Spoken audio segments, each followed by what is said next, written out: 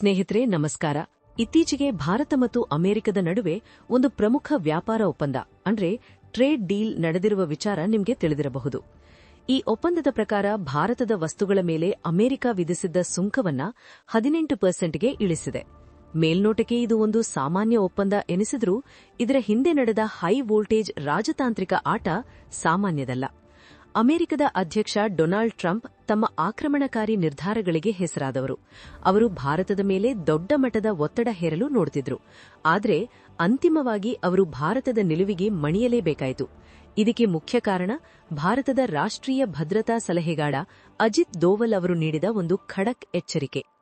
ಈ ವಿಡಿಯೋದಲ್ಲಿ ಅಜಿತ್ ದೋವಲ್ ಅವರು ಅಮೆರಿಕದ ವಿದೇಶಾಂಗ ಕಾರ್ಯದರ್ಶಿಗೆ ಏನ್ ಹೇಳಿದ್ರು, ಪಾಕಿಸ್ತಾನ ಈ ಆಟದಲ್ಲಿ ಹೇಗೆ ಸೋತಿತು ಮತ್ತು ಭಾರತ ಹೇಗೆ ತಲೆ ಎತ್ತಿ ನಿಂತು ಈ ಡೀಲ್ ಮಾಡಿಕೊಂಡಿತು ಎಂಬುದನ್ನು ವಿವರವಾಗಿ ನೋಡೋಣ. ಸ್ನೇಹಿತರೆ, ನಿಮಗೆ ನಮ್ಮ ಕಂಟೆಂಟ್ ಇಷ್ಟ ಆದರೆ ವಿಡಿಯೋನ ಲೈಕ್ ಮಾಡಿ, ಚಾನೆಲ್ನ ಸಬ್ಸ್ಕ್ರೈಬ್ ಮಾಡಕ್ಕೆ ಮರಿಬೇಡಿ.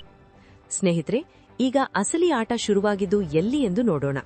ವಾಷಿಂಗ್ಟನ್ನಲ್ಲಿ ನಡೆದ ಉನ್ನತ ಮಟ್ಟದ ಮಾತುಕತೆಯ ವೇಳೆ ಅಜಿತ್ ದೋವಲ್ ಅವರು ಅಮೆರಿಕದ secretary of state Marco Rubio ಅವರನ್ನ ಭೇಟಿಯಾಗಿದ್ರು. ಈ ವೇಳೆ ದೋವಲ್ ಅವರು ಅಮೆರಿಕಕ್ಕೆ ಅತ್ಯಂತ ಸ್ಪಷ್ಟವಾದ ಮತ್ತು ಗಟ್ಟಿ ಸಂದೇಶವನ್ನ ನೀಡಿದ್ರು.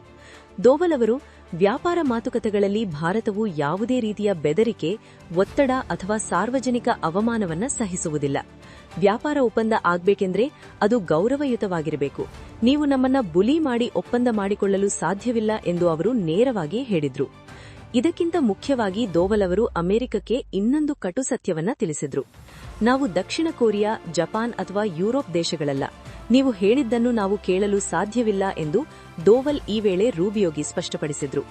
ಬ್ಲೂಮ್ಬರ್ಗ್ ವರದಿಯ ಪ್ರಕಾರ ದೋವಲ್ ಅವರು ರೂಬಿಯೋ ಅವರಿಗೆ ಭಾರತವು ಟ್ರಂಪ್ ಅವರ ಅಧಿಕಾರಾವಧಿ ಮುಗಿಯುವವರೆಗೂ ಕಾಯಲು ಸಿದ್ಧವಿದೆ ಎಂದು ಹೇಳಿದ್ರು. ಅಂದ್ರೆ, ನಮಗೆ ಈ ಡೀಲ್ ಮಾಡಿಕೊಳ್ಳುವ ಯಾವುದೇ ಆತುರವಿಲ್ಲ. ಬೇಕಿದ್ರೆ ನಾವು ಮುಂದಿನ 3-4 ವರ್ಷ ಕಾಯ್ತೇವೆ. ಮುಂದಿನ ಅಧ್ಯಕ್ಷರು ಬಂದ ಮೇಲೆ ನೋಡಿಕೊಳ್ಳೋಣ ಎಂಬ ಧೈರ್ಯದ ಮಾತನ್ನ ಆಡಿದ್ರು. ದೋವಲ್ ಅವರ ಈ ಮಾತುಗಳು ಅಮೆರಿಕಕ್ಕೆ ದೊಡ್ಡ ಆಘಾತ ನೀಡಿತು. ಯಾಕಂದ್ರೆ ದೋವಲ್ ಅವರ ಮಾತು ಅಂತಿಮವಾಗಿ ಪ್ರಧಾನಿ ಮೋದಿಯವರ ಮಾತೇ ಆಗಿರುತ್ತದೆ ಎಂಬುದು ಅಮೆರಿಕಕ್ಕೆ ಚೆನ್ನಾಗಿ ತಿಳಿದಿತ್ತು. ದೋವಲ್ ಅವರ ಈ ಎಚ್ಚರಿಕೆಯ ನಂತರ ಅಮೆರಿಕದ ಧ್ವನಿ ಬದಲಾಯಿತು.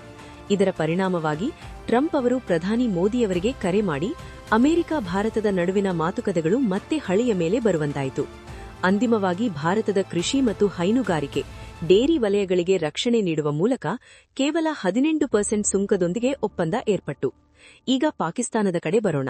ಪಾಕಿಸ್ತಾನದ ಪ್ರಧಾನಿ ಮತ್ತು ಸೇನಾ ಮುಖ್ಯಸ್ಥರು ಟ್ರಂಪ್ ಅವರನ್ನ ಓಲೈಸಲು ಇನ್ನಿಲ್ಲದ ಕಸರತ್ತು ನಡೆಸಿದ್ರು. ಟ್ರಂಪ್ ಏನೇ ಹೇಳಿದ್ರೂ ಮಾಡಲು ಪಾಕಿಸ್ತಾನ ಸಿದ್ಧವಿತ್ತು. ಆದರೆ ಫಲಿತಾಂಶ ಏನಾಯಿತು? ಪಾಕಿಸ್ತಾನದ ಮೇಲೆ ಅಮೆರಿಕ 19% ಸುಂಕ ವಿಧಿಸಿತು. ಭಾರತಕ್ಕಿಂತ ಕೆಟ್ಟ ಡೀಲ್ ಪಾಕಿಸ್ತಾನಕ್ಕೆ ಸಿಕ್ಕಿತು. ಭಾರತ ಸ್ವಾಭಿಮಾನದಿಂದ ಬೆನ್ನು ಬಗಿಸದೆ ಮಾತು ನಡೆಸಿದ್ದರಿಂದ ನಮಗೆ ಉತ್ತಮ ಡೀಲ್ ಸಿಕ್ಕಿತು. ಆದರೆ ಪಾಕಿಸ್ತಾನ ಸಂಪೂರ್ಣ ಶರಣಾಗತಿಯಾಗಿದ್ದರೂ ಅವರಿಗೆ ಲಾಭವಾಗಲಿಲ್ಲ. ಇದು ಭಾರತದ ದಿಟ್ಟ ರಾಜತಾಂತ್ರಿಕತೆಗೆ ಸಾಕ್ಷಿಯಾಗಿದೆ. ಒಟ್ಟಾರೆಯಾಗಿ ಹೇಳುವುದಾದರೆ ಈ ಘಟನೆಯು ಜಾಗತಿಕ ಮಟ್ಟದಲ್ಲಿ ಭಾರತದ ಸ್ಥಾನಮಾನ ಬದಲಾಗಿರುವುದನ್ನು ತೋರಿಸುತ್ತದೆ. ಅಜಿತ್ ದೋವಲ್ ಅವರ ಆಯ್ಕಟ್ಟಿನ ನಡೆ ಮತ್ತು ನಾವು ಯಾರಿಗೂ ಹೆದರುವುದಿಲ್ಲ, ಬೇಕಿದ್ರೆ ಕಾಯ್ತೇವೆ ಎಂಬ ನಿಲುವು ಅಮೆರಿಕವನ್ನು ಯೋಚಿಸುವಂತೆ ಮಾಡಿತು. ಟ್ರಂಪ್ ಅಂತಹ ಕಠಿಣ ನಾಯಕರ ಎದುರು ಕೂಡ ಭಾರತ ತನ್ನ ಷರತ್ತುಗಳ ಮೇಲೆ ಒಪ್ಪಂದ ಮಾಡಿಕೊಳ್ಳಬಲ್ಲದು ಎಂಬುದು ಈ ಘಟನೆಯಿಂದ ಜಗತ್ತಿಗೆ ತಿಳಿಯಿತು. ಸ್ನೇಹಿತರೆ, ಇದಾಗಿತ್ತು ಇಂದಿನ ಮಾಹಿತಿ. ಭಾರತದ ಈ ರಾಜತಾಂತ್ರಿಕ ನಡೆಯ ಬಗ್ಗೆ ನಿಮ್ಮ ಅಭಿಪ್ರಾಯವೇನು ಎಂಬುದನ್ನು ಕಮೆಂಟ್ ಮೂಲಕ ತಿಳಿಸಿ. ವಿಡಿಯೋ ಇಷ್ಟವಾಗಿದ್ರೆ ಲೈಕ್ ಮಾಡಿ ಮತ್ತು ಶೇರ್ ಮಾಡಿ. ಧನ್ಯವಾದಗಳು.